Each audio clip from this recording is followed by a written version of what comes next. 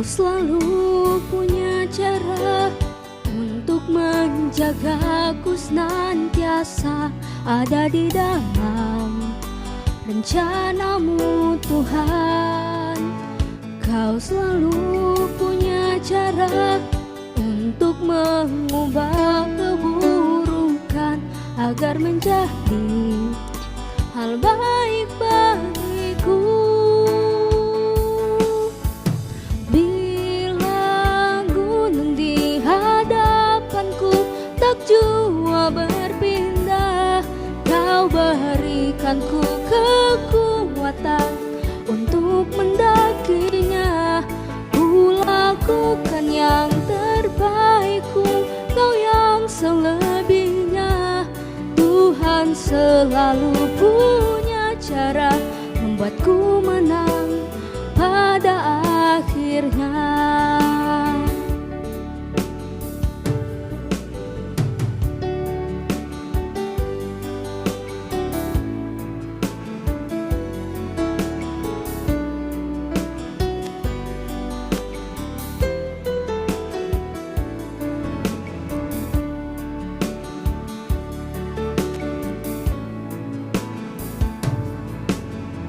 Kau selalu punya cara untuk menjagaku, senantiasa ada di dalam rencanamu Tuhan.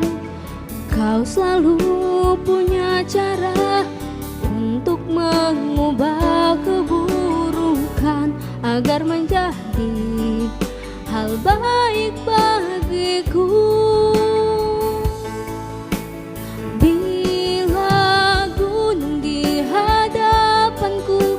Jua berpindah, Kau berikanku kekuatan untuk mendakinya. Ku lakukan yang terbaikku, Kau yang selebihnya. Tuhan selalu punya cara membuatku menang pada akhirnya.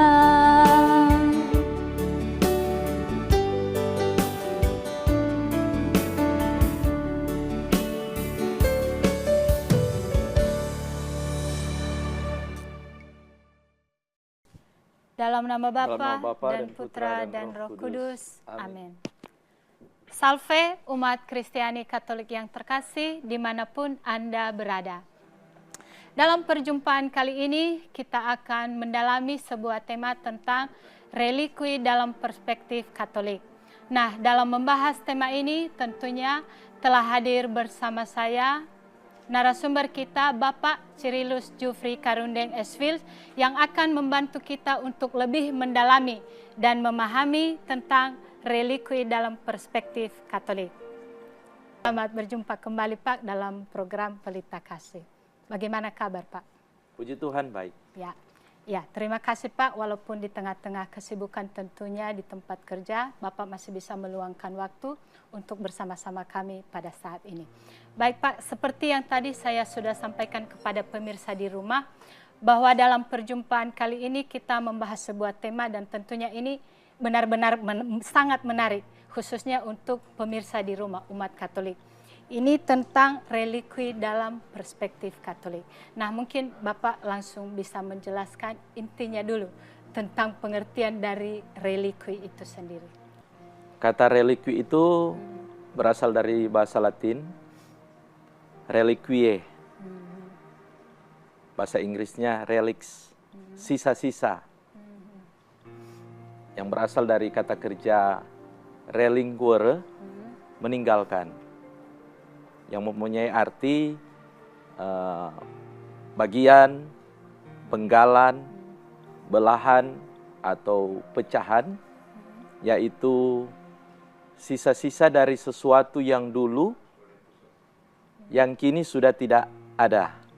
Misalnya relikui perang dunia, atau hal bersejarah dari suatu negara. Nah, dalam Gereja Katolik, penghormatan terhadap relikui ini adalah suatu tradisi kesalehan yang sudah sangat tua.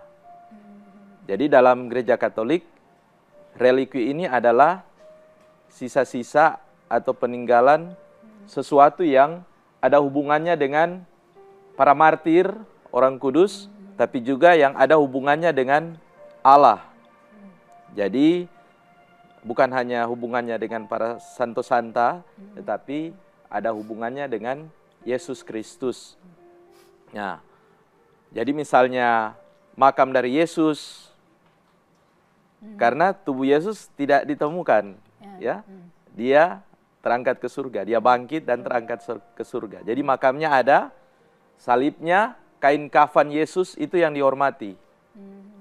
Nah, relikwi yang dimiliki oleh gereja Katolik yang terkenal saat ini yaitu kain kafan Turin, kemudian jari Santo Thomas, kemudian darah ajaib dari Santo Januarius, dan yang terakhir adalah jenazah utuh dari Santa Bernadette Soubirous, dan masih banyak lain. Relikwi ini atau penghormatan relikwi ini bukan hanya milik eksklusif gereja Katolik, karena dalam banyak agama relikwi itu ada. Tetapi yang mau dikatakan di sini adalah peninggalan atau sisa-sisa potongan tubuh dari para martir ini mengingatkan bahwa ada orang-orang khusus yang diberi rahmat.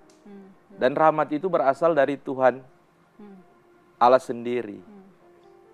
Jadi bukan benda-benda peninggalan itu yang mau disembah, itu hanya dihormati. Karena hanya satu yang harus disembah, yang harus kita sembah, yaitu Allah sendiri. Itu yang perlu digarisbawahi. Tentang relikwi. Ya. Jadi relikwi ini maknanya beda dengan sakramental ya Pak? Ya, beda. Ya. Seperti salib ini bukan relikwi itu ya? Ya. Relikwi. Iya, nanti sebentar kita akan melihat ada klasifikasi tingkatan dari relikwi. Iya. Nah, pertanyaan mendasarnya Pak, kenapa dalam gereja Katolik sangat mengistimewakan atau memberikan penghormatan secara khusus terhadap relikwi yang ada? Nah, jadi memang betul bahwa relikwi itu mendapat tempat istimewa, tempat istimewa. Karena relikwi itu kan dikatakan tanda kasih dari Santo Santa untuk mendekatkan umat beriman kepada Tuhan. Kita pahami bahwa Santo Santa itu adalah mereka yang dipercaya dan dinyatakan telah bersatu dengan Tuhan. Oleh sebab itu, tubuh mereka, jasmani fisik mereka, ya nantinya akan dimuliakan di surga. Karena apa? Tubuh kita adalah bait Allah. Ya, itu dikatakan dalam 1 Korintus pasal 3 ayat 16. Ketika kita dibaptis, kita menjadi kediaman Allah. Jadi dikatakan bahwa Santo Santa ini mereka adalah the beloved of God, yang terkasih dari Allah. Karena mereka telah berjuang untuk bertumbuh dalam Kristus dan menerapkan kekudusan itu sendiri. Jadi dalam gereja Katolik kita menghormati jiwa-jiwa Santo Santa yang sudah meninggal, tetapi penghormatan itu juga ditujukan untuk tubuh mereka yang nantinya akan bangkit pada pengadilan terakhir di akhir zaman dan bersatu dengan jiwa mereka. Penghormatan terhadap relikwi ini kalau boleh kita hubungkan, kita menghubungkan dengan peninggalan dari anggota keluarga kita yang sudah meninggal, dari orang tua kita. Kita menghormati album foto orang tua yang sudah meninggal atau pakaian mereka. Tetapi lebih mendalam mau dikatakan bahwa peninggalan sisa-sisa dari Santa ini mengingatkan perjuangan mereka yang telah hidup suci, dan itu memacu semangat kita yang masih ada di dunia ini, yang masih dalam pesiaraan, untuk boleh hidup seperti mereka dalam kapasitas kita masing-masing. Dan yang terpenting adalah penghormatan relikwi ini mengingatkan akan Tuhan Yesus atau Tuhan Allah sendiri. Encik pernah melihat patung Pietà? Ada. Nah, Sering. seperti apa itu patung Pietà? Bunda Maria. Bunda Maria menggendong Patung Tuhan Yesus. jenazah Jenazah Tuhan Yesus ketika diturunkan dari salib. Maria menerima ya Tuhan dalam Yesus. pelukan. Iya. Nah, itu karya dari Michelangelo. Nah, kita mengagumi patung Pietà ini, tetapi tidak lengkap kalau kita hanya mengagumi patungnya saja, Pietanya saja. Kita perlu mengagumi sang maestro yang membuat hasil karya itu. Nah, jadi penghormatan terhadap relikwi sama seperti ini, Pietà ya. Penghormatan terhadap Pietà tanpa mengagumi sang maestro yang membuat itu tidaklah lengkap. Demikian juga kita menghormati relikwi tanpa mengagumi Tuhan Allah yang telah berbuat baik kepada mereka, yang punya berkat khusus untuk mereka. Nah, itu adalah keliru. Iya. Gitu. Nah, kemudian yang berikut yang ingin saya sampaikan, penghormatan terhadap relikwi yang hanya berhenti pada relikwi itu sendiri atau santo santa itu sendiri, atau bahkan ada yang coba komersialisasi, jual beli relikwi itu, ya kita akan sampai pada hal yang tidak benar, karena semata-mata penyembahan kita hanya kepada Tuhan. Sebagai contoh, kalau kita ke Roma, di situ ada gereja tempat di mana Santo Padre Pio. Santo Padre Pio itu dia kan menerima luka-luka Yesus, stigmata. Nah, penghormatan terhadap Padre Pio ini kemudian akan membawa kita kepada Tuhan sendiri. Kita akan berefleksi seperti bagaimana kita bisa mencontoh Santo Padre Pio. Bahwa dalam hidupnya, dia masih hidup, dia sudah mengalami luka-luka Yesus. Dia melayani Tuhan. Dia melakukan misa kudus ya dalam situasi penderitaan yang luar biasa. Dan itu dia terima. Itu dia terima dengan tabah, dengan ketulusan hati, dan dia menyatukan setiap penderitaan dari stigmata itu dengan penderitaan Yesus di kayu salib. Dan tentu saja kalau kita berziarah, berkunjung ke gereja-gereja yang ada relikwi seperti itu, kita bisa juga meminta bantuan, pertolongan dari orang kudus, dari peninggalan itu, untuk berkat. Mungkin ada yang minta kesembuhan dari penyakit yang dialami. Jadi itu sebabnya mengapa dalam gereja Katolik relikwi ini dipandang secara istimewa dan dihormati. Nah, kalau gereja Katolik memandang keberadaan relikwi ini istimewa bahkan dihormati, Pak, tentunya pasti ada dasar-dasar dari kitab suci kita. Dan kemudian perkembangannya dalam tradisi.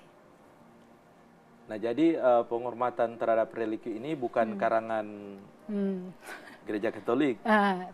Tetap ada dasar-dasar. Tetap ada sumber Alkitabiah.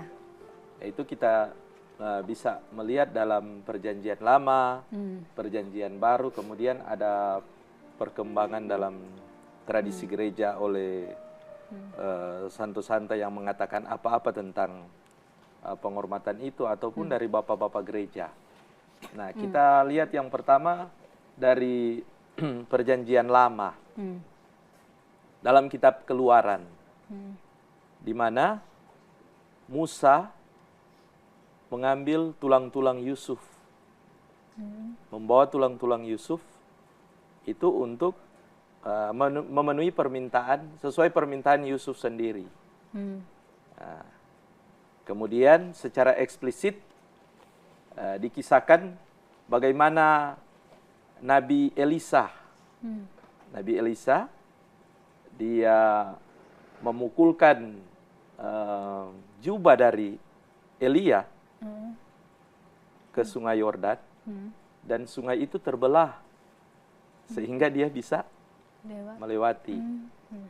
Dan dalam kitab yang sama, dalam 2 Raja-Raja itu dikatakan tulang-tulang dari Elisa ini bersentuhan dengan mayat-mayat. Jadi ada jenazah-jenazah bersentuhan dengan tulang-tulang Nabi Elisa, dan kemudian mayat-mayat ini bisa hidup kembali, bangkit. Nah, itu dalam Perjanjian Lama.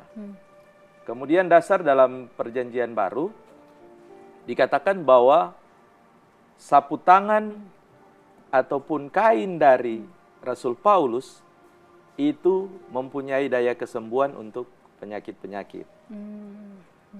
Kemudian dalam Kisah Para Rasul dikatakan orang-orang membawa orang-orang sakit, minimal kena bayangan dari Petrus, itu dipulihkan, disembuhkan.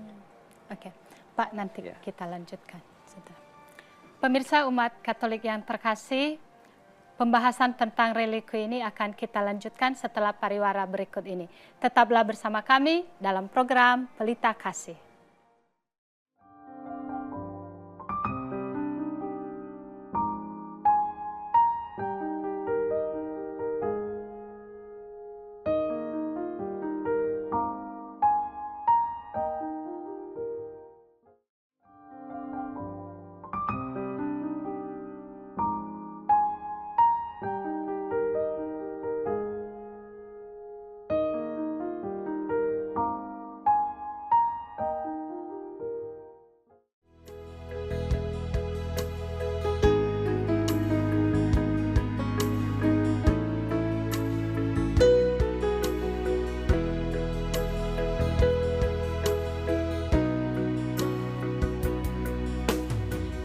Hatiku tenang berada dekatmu, Kaulah jawaban hidupku.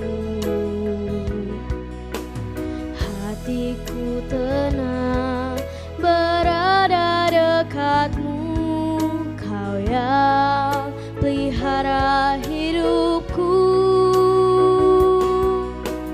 Pertolonganmu begitu ajaib, Kau telah memikat hatiku. Di saat aku tak sanggup lagi, di situ tanganmu bekerja. Pertolonganmu begitu ajaib, Kau telah memikat hatiku. Kini mataku tertuju padamu, ku rasakan kasih-Mu Tuhan.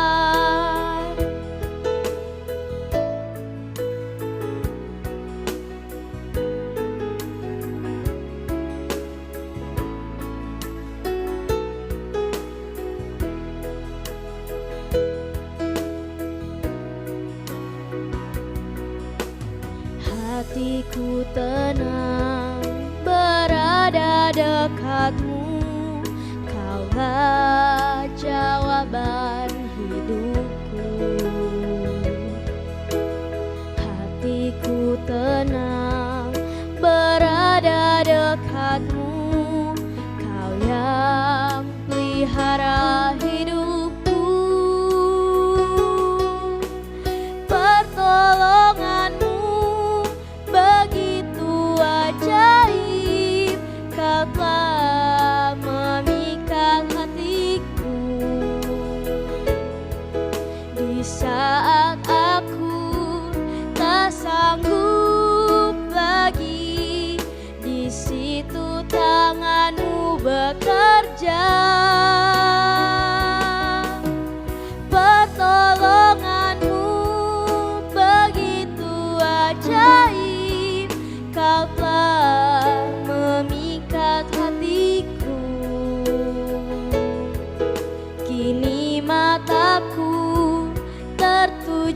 padamu, ku rasakan kasih-Mu Tuhan.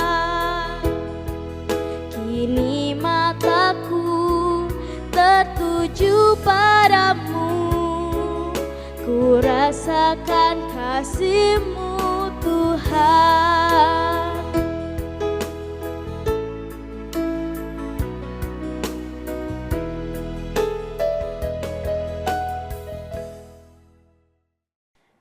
Baik Pak, kita lanjutkan pembicaraan tadi. Kita sudah menyinggung tentang dasar-dasar dari kitab suci, kemudian perkembangannya dalam tradisi tentang religi.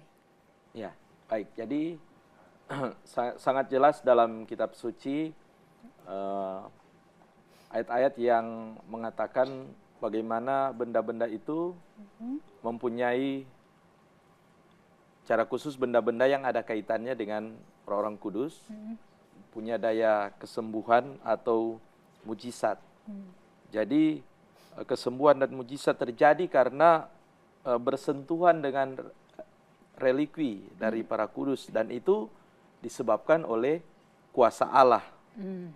Gereja Katolik tidak pernah mengajarkan bahwa religi adalah seperti jimat yang punya kuasa secara terpisah dari kuasa Allah.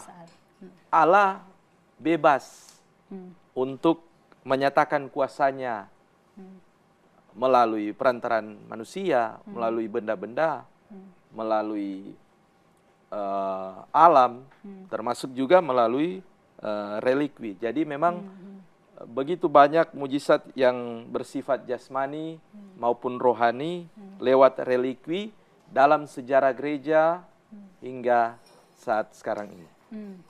Ya.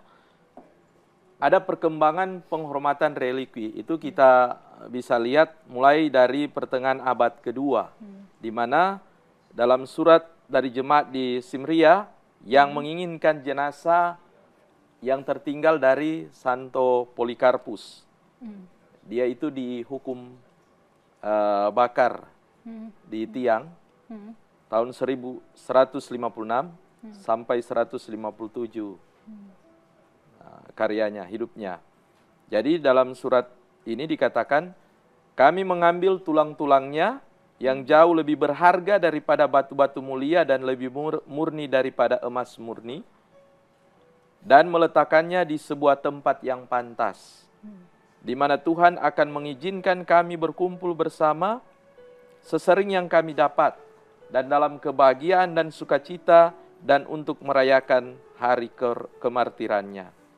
Jadi ada begitu banyak juga surat-surat di abad-abad awal kekristenan yang menyatakan penghormatan mereka akan religi. Dan kemudian tradisi ini berkembang sampai zaman atau masa dari Santo Agustinus, di mana pada saat yang bersamaan Santo Agustinus ini orang yang pintar, pujangga gereja, uskup, dia mengecam penipu-penipu yang memperdagangkan religi, yang seringkali diragukan keaslian, keautentikan dari religi itu sendiri. Dan yang kemudian dalam Konsili Trente, sesi ke-25, mengeluarkan peraturan untuk menghindari penipuan-penipuan terhadap religi itu sendiri. Kalau kita membaca dalam kitab hukum gereja, Kanon 1190 dikatakan dalam ayat pertama, sama sekali tidak dibenarkan untuk menjual religi-religi suci. Yang kedua, religi-religi yang bernilai tinggi dan religi lain yang sangat dihormati oleh umat tidak bisa dengan sah dialih-milikan dengan cara apapun atau dipindahkan untuk selamanya tanpa izin tahta apostolik. Nah, itu jelas di sana dikatakan tentang penghormatan religi itu sendiri. Kemudian ada juga beberapa tulisan dari bapak-bapak gereja seperti Santo Jerome. Dia katakan, kita tidak menyembah, tetapi kita menghormati religi dari para martir sehingga kita dapat menyembah Dia yang empunya para martir. Kemudian ada juga Santo Cyrillus dari Alexandria mengatakan, kita bukanlah menganggap bahwa para martir kudus sebagai Tuhan atau bersembah sujud menyembah mereka, tapi hanya secara relatif dan secara hormat. Itu perkembangan selanjutnya berkaitan dengan penghormatan religi itu sendiri. Ya, itu biasanya religi-religi ini ditaruh di suatu tempat, di altar biasanya. Ya, biasanya kan. Itu alasan apa, Pak? Kenapa harus di altar? Padahal di bagian gereja itu kan banyak tempat yang boleh diletakkan sembarang. Atau ada alasan tertentu kenapa harus diletakkan di altar? Ya, jadi memang seperti yang kita lihat, gereja Katolik itu kan selalu punya altar. Altar itu artinya tanda hadirnya Allah dalam gereja itu. Seperti yang saya sampaikan dalam pembinaan lalu. Ada 4 tanda yang ada dalam gereja yang menunjukkan kehadiran Tuhan. Yaitu apa ya? Bisa disampaikan. Ada 4 tanda kehadiran Tuhan di dalam gereja. PPA. PPA, ya, putra putri altar. Mereka sangat tahu. Waktu lalu saya sampaikan, selain altar atau mesbah ada ya, Tabernakel. Mimbar, toambo, iya, sabda, tempat dan sabda salib. Dan salib. Ya. Jadi di altar gereja Katolik itu ada ditempatkan religi. Nah, dan biasanya imam ketika masuk mulai Ekaristi dia mencium, membungkuk dan mencium altar. Itu maksudnya apa? Ya, pertama-tama dan utama dia menghormati altar atau mesbah itu sebagai tempat Tuhan Yesus mengorbankan dirinya yang nyata dalam Ekaristi. Ekaristi, ya. Dan kemudian alasan lain dia menghormati religi yang ada di altar itu yang ditempatkan. Nah, penyimpanan religi pada altar gereja ini adalah kebiasaan kuno yang dipertahankan gereja, sebagaimana ditetapkan dalam Missale Romanum nomor 237. Praktek penyimpanan religi orang kudus, bahkan yang bukan martir, di bawah altar, yang akan dipersembahkan tetap dipertahankan sebagaimana mestinya. Jadi dulu itu kita kan sebelum Konsili Vatikan kedua ikut misa atau imam memimpin misa kan membelakangi umat. Nah, menghadap. Dan altar itu biasanya di bawahnya itu ada makam. Makam para martir, Santo Santa. Itu dulu seperti itu ya. Sekarang tinggal menaruh ada lubang di altar dan ditaruh marmer atau apa. Nah, itu biasanya religi ada di situ. Tidak lagi mungkin di bawah altar. Nah, mengapa gereja Katolik melakukan ini? Menaruh religi di altar. Nicholas Gear dalam bukunya berjudul Holy Sacrifice of the Mass menulis sejarah kecil tentang ini. Dia katakan bahwa pada masa Paus Felix I tahun 270 Masehi, Paus ini biasa membuat misa kudus di atas makam para martir. Dan dia tegaskan bahwa kebiasaan ini sudah berlangsung sejak lama. Nah, jadi jenazah para kudus kemudian dipindahkan dari tempat pemakaman mereka dan makam di mana mereka itu dikuburkan itu dibangun altar, kemudian dibangun gereja yang mengelilinginya. Itu pun terjadi pada masa-masa sulit di mana jemaat Kristen di Roma ketika mengalami penganiayaan Mereka bersembunyi di katakombe. Katakombe. Kemudian mereka biasanya melakukan misa peringatan untuk martir-martir di atas makam di dalam katakombe. Dan kemudian ketika mereka mengalami kebebasan, agama itu kemudian diakui sebagai agama negara dalam Kekaisaran Romawi. Mereka kemudian mengambil jenazah-jenazah itu dan menaruhnya dalam sebuah gereja. Dibuatkan altar di situ. Nah, jadi ada bagian dari Alkitabiah yang menerangkan soal ini. Bahwa relikwi itu taruh di altar. Di mana dalam Wahyu pasal 6 ayat 9 dikatakan, Aku melihat di bawah altar jiwa-jiwa mereka yang telah dibantai karena kesaksian yang mereka berikan tentang firman Tuhan.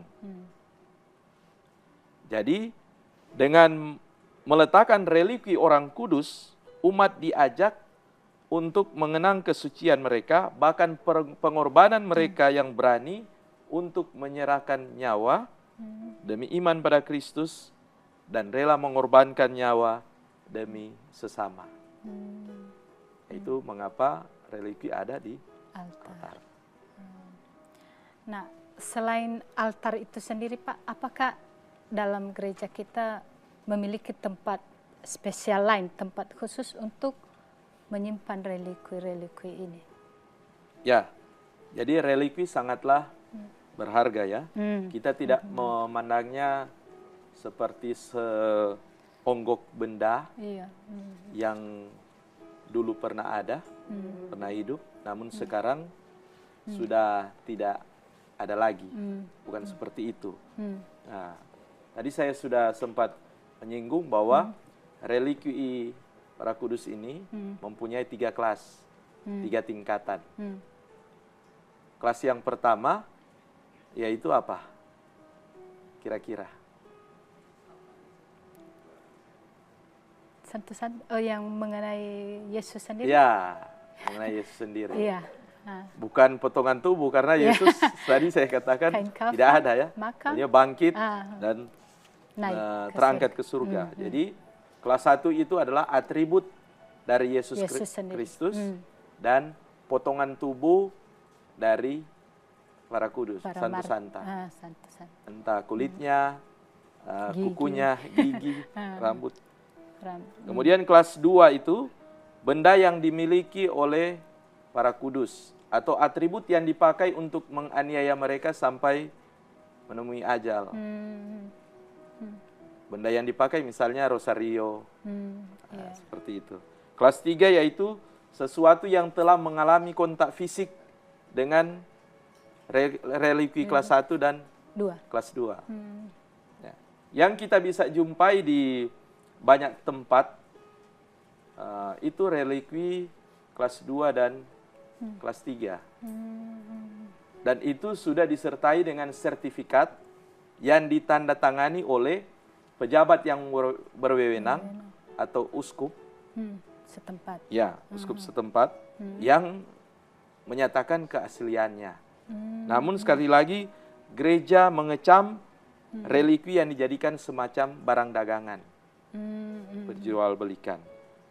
Nah, idealnya memang relikwi yang berupa potongan tubuh seorang kudus itu harus ditempatkan di gereja, di kapel atau di tempat-tempat kudus lainnya. Cuma kalau memang tidak ada altar, biasanya itu ada wadah khusus yang disebut dengan relikwiari, yang dilapisi emas atau perak, dan ada bentuk penghormatan lain. Selain yang tadi saya sebutkan, misalnya mengecup atau mendekorasi, menghias relikwiari ini yang menjadi wadah penyimpanan itu. Oke. Baik Pak, percakapan ini akan kita lanjutkan sebentar.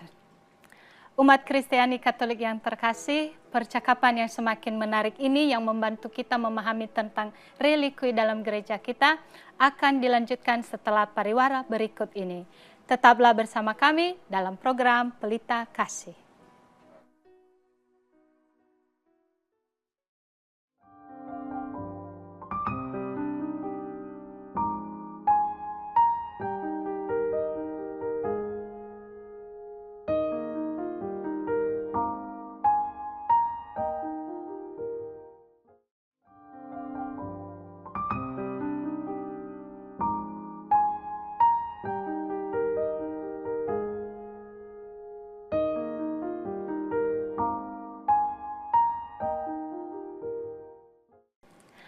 Umat Kristiani Katolik yang terkasih, terima kasih karena Anda masih setia bersama kami dalam program Pelita Kasih. Baik Pak, kita lanjutkan tentang pembahasan ini. Tadi Bapak sudah menyinggung tentang penyimpanan lain dari religi ini selain altar. Nah, pertanyaannya Pak, selain kedua tempat ini, apakah awam, umat biasa bisa menyimpan religi ini di rumah masing-masing atau tidak? Ya, pada dasarnya memang gereja tidak melarang orang awam untuk boleh menyimpan atau memilikinya di rumah. Bahkan pada abad-abad awal, umat Katolik itu berlomba-lomba untuk mencari, untuk mendapatkan. Dan bahkan hingga saat ini masih ada religi itu di tangan orang per orang. Namun dengan banyaknya temuan penyalahgunaan, gereja tidak lagi ya dalam tanda kutip menyalurkan religi itu kepada individu, baik kepada umat awam ataupun kepada klerus. Nah, penyalahgunaan yang terjadi apa? Kelalaian, kecerobohan dalam perawatan, ataupun tidak ada penghormatan yang layak terhadap religi. Bahkan ada yang tadi saya katakan menjual dan membuang. Itu praktik yang terjadi. Nah, kecerobohan ini kadang bukan dilakukan oleh mereka kepada siapa gereja memberikan religi. Tetapi kalau misalkan saya mendapatkan religi, kemudian saya sudah tidak ada, dan encik jadi ahli waris, dan itu yang rentan terjadi dalam penggunaan dari ahli waris itu, di tangan ahli waris itu yang rentan terjadi penyalahgunaan seperti itu. Sehingga gereja lebih suka religi itu tidak berada di tangan perorangan, tetapi disimpan di kapel, disimpan di gereja atau di tempat suci lainnya, misalnya di biara-biara. Jadi jika saat ini saya dan umat awam menghubungi apostoliko, Sacrario Apostolico di Roma untuk mendapatkan religi, itu pasti akan ditolak. Ya, jadi seperti itu. Oh, jadi sebenarnya sangat bagus juga kalau di rumah masing-masing umat awam biasa menyimpan religi yang taruh di kalung. Manfaatnya karena juga, dalam ingatan mereka, oh ini jimat, mempunyai ini kuasa, mempunyai kekuatan, mempunyai roh. Iya. Nah, kira-kira ini gereja Katolik mengenali keautentikan dari religi ini bagaimana? Nah, kan ada banyak hal-hal begitu, tidak tahu mana yang asli, mana yang betul, ini mana yang palsu. Ini apakah ada gereja bagaimana mengantisipasi hal-hal tersebut? Ya, jadi memang gereja Katolik sangat ketat dengan aturan, norma. Apalagi berkaitan dengan hal seperti ini. Dan tadi saya sempat sampaikan bahwa Konsili Trente dalam sidangnya yang ke-25 itu mengeluarkan pedoman yang ketat untuk menjaga kepatutan, penghormatan religi, dan untuk autentikasi religi yang meragukan. Jadi konsili tersebut menyatakan bahwa tidak ada religi yang boleh diakui kecuali telah diselidiki dan disahkan oleh pejabat yang berwenang atau uskup setempat. Jadi tidak diketahui kapan melampirkan dokumen resmi pada autentikasi religi itu dimulai. Tapi ini sekurang-kurangnya membantu untuk mengendalikan banyak penyalahgunaan yang terjadi. Jadi kalau kita perhatikan di gereja, di altar itu, di tempat di mana ditaruh religi itu biasanya disertai dengan dokumen sertifikasi dari sertifikat dari religi itu, di mana tercantum nama orang kudusnya, kemudian apa bentuk religinya, kemudian ya penjelasan mungkin sedikit bahwa gereja sudah melakukan keterangan bahwa gereja sudah melakukan penyelidikan atasnya. Itu. Dan kalaupun mau dilakukan semacam mau ditempatkan di gereja yang baru, di kapel itu ada upacaranya, ada prosesinya. Dan di dalam lubang yang tadi saya bilang ada tempat relikwi itu, biasanya dinyatakan juga hari, bulan, tahun, nama uskup yang merayakan ritus dedikasi pelindung gereja atau nama orang kudus yang ditempatkan di situ. Yang jelas kalau kita mau mengetahui keotentikan dari relikwi, paling sangat gampang misalnya kita mau mencari tahu misalnya gereja, apalagi gereja yang sudah lama, nah itu jelas asli kalau relikwi yang di situ. Lalu misalkan Basilika Santo Petrus, yang jelas di bawahnya itu ada makam Santo Petrus, ataupun Basilika Santo Paulus. Di bawahnya itu pasti ada makam dari Santo Paulus. Begitu. Nah, apakah setiap gereja misalnya di paroki-paroki khususnya diwajibkan ada relikwi di altar? Jadi memang aturannya sekarang kan meskipun praktek ini masih dianjurkan oleh gereja, tetapi hal itu tidak lagi diwajibkan. Mengenai norma-norma terkini untuk relikwi altar, itu diatur dalam Misale Romawi. Ada instruksinya bahwa praktek meletakkan relikwi para kudus bahkan yang bukan martir di bawah altar yang akan dipersembahkan itu tetap dipertahankan. Tetapi begini, lebih baik altar dipersembahkan tanpa relikwi daripada relikwi yang diragukan keasliannya diletakkan di situ atau di bawah altar. Itu dalam Misale Romawi 866. Kalau untuk gereja paroki kita, saya sudah sempat menanyakan yang di Kristoforus itu, karena selesai bangun tahun 1973, ya tidak ada informasi relikwi siapa di situ. Yang pasti bukan saya. Ya, yang ada di kapel. Di kapel justru yang ada. Padahal itu kapel baru sebenarnya. Oh, kapel baru. Mungkin altarnya yang sudah lama. Dan itu menurut info ya relikwi dari Kristoforus, Santo Kristoforus. Dan umumnya gereja-gereja yang tua, yang besar di keuskupan kita, itu pasti memiliki relikwi. Tapi saya yakin ada gereja, apalagi mungkin di stasi, itu tidak ada relikwi. Susah dijaga juga. Karena ya alasan utamanya kan altar itu adalah tanda kehadiran Tuhan. Iya. Kita menghormati atau kita menyembah kurban Yesus Kristus yang dinyatakan nyata dalam perayaan Ekaristi. Seperti itu. Jadi itu misalnya bagaimana Pak? Misalnya kan ini sama dengan sekarang paroki kita kan baru dibangun. Iya. Sementara sekarang ini tidak ada relikwi. Itu bisa diminta di keuskupan atau bagaimana sebenarnya? Suatu paroki bisa mendapatkan relikwi itu. Iya. Nah pasti karena menurut pemikiran saya, karena gereja pusat paroki, ya sebaiknya kan tadi dianjurkan toh, sebaiknya dari pimpinan gereja kita mengkomunikasikan di keuskupan.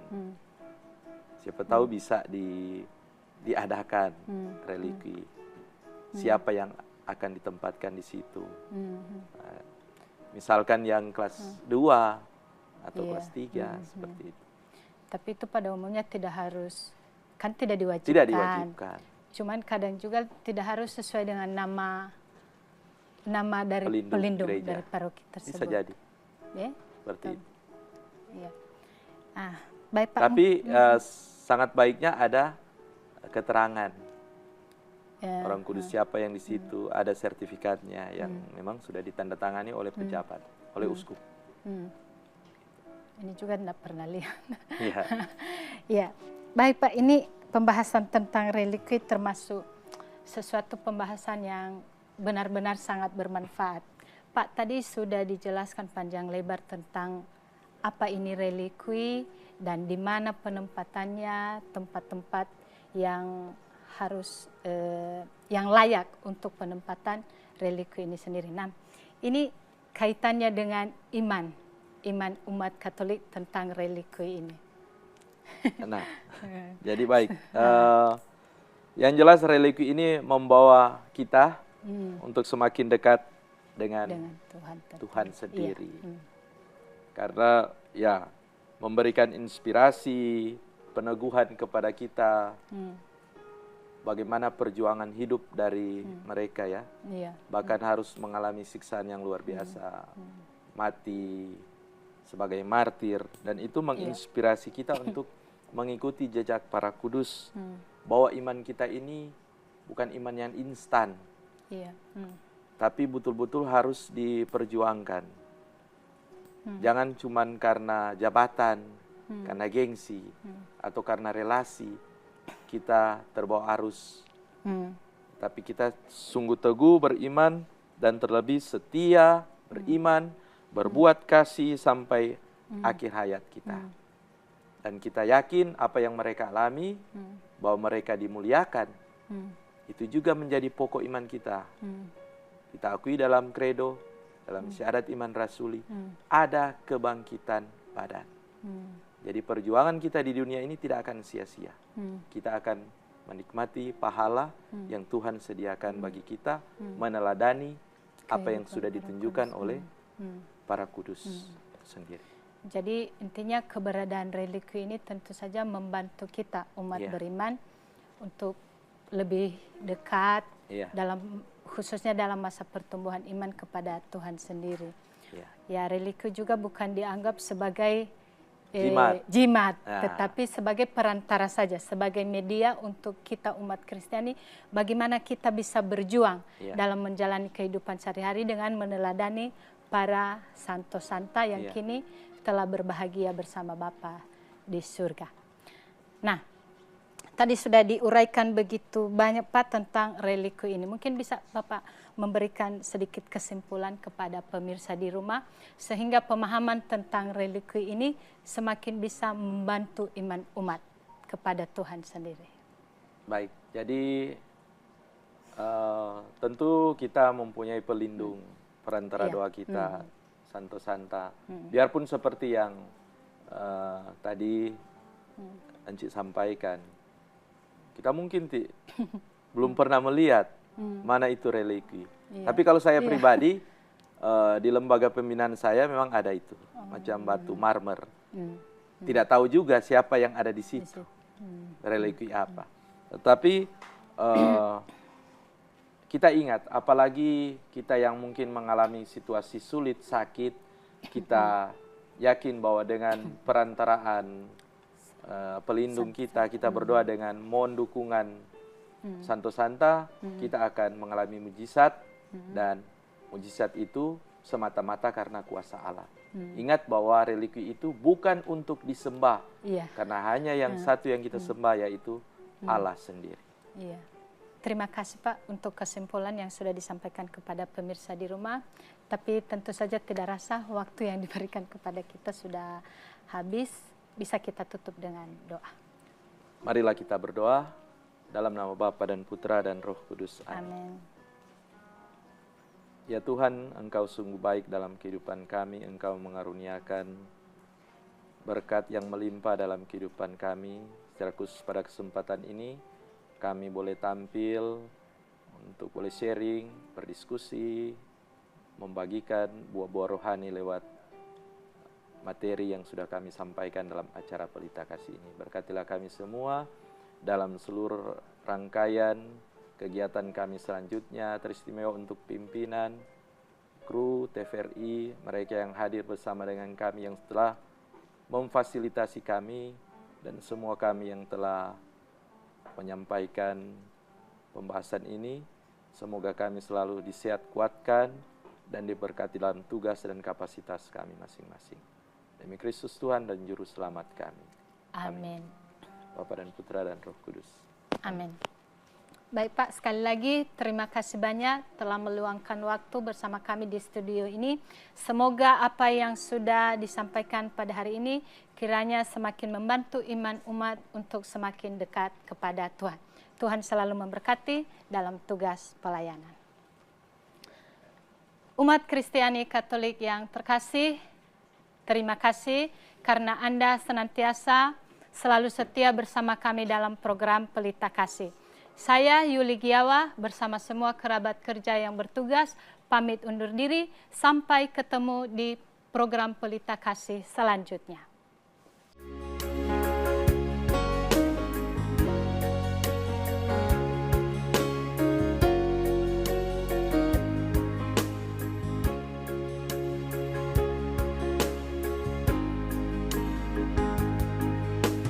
Dalam segala keadaan ku mau bersyukur karena Kau Bapa yang sangat menyayangiku.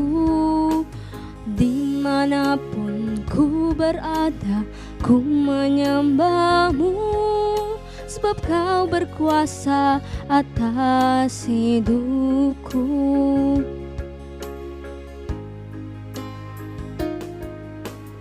Dalam segala keadaan ku mau bersyukur karena Kau Bapa yang sangat menyayangiku.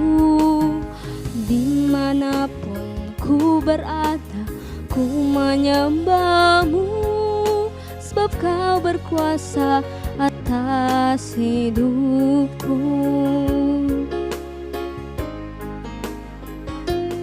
Kau Bapa yang lebih tahu semua yang aku perlu, yang paling mengerti semua isi hati. Kau sanggup menjawab doaku lebih dari yang kupikirkan. Tuh ku yakin, hatiku percaya, Yesus Kaulah Tuhan.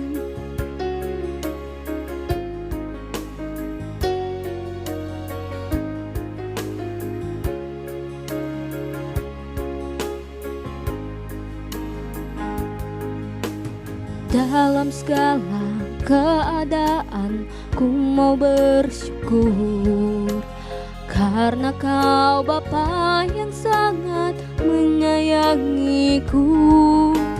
Dimanapun ku berada, ku menyembah-Mu, sebab Kau berkuasa atas hidupku. Kau Bapa yang lebih tahu semua yang aku perlu, yang paling mengerti semua isi hati. Kau sanggup menjawab doaku lebih dari yang kupikirkan. Sebab itu ku yakin, hatiku percaya, Yesus Kaulah Tuhan.